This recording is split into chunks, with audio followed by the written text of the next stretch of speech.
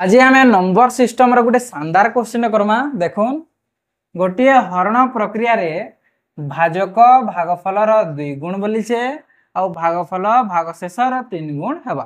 तो भाजक भागफल और भागशेषर समष्टि केते बोलछे 10 हेबार कथा बोलछे। आमके काना बाहर कराचे भाज्य भाज्य बाहर करले गोटे सिंपल सा फॉर्मूला थेसी भाज्य समान भाजक गुणन भागफल जुग भागशेष। एटा 4 क्लास 5 क्लास रे भी मिली जिबा।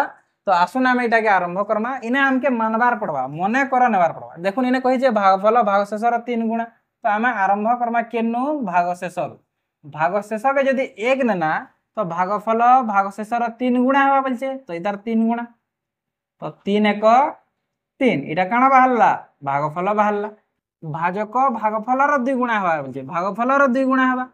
तो 3 दुणे 6 आउ भाजक भागफल और भागशेषर समष्टि मिसिकर 10 बोले 6 3 9 1 10 बिल्कुल होचे। तो इटा एका सही होचे। तो यहाँ हम भाज्य बाहर करा वाले का करमा भाजक गुणन भागफल आउ जुग 1 करम।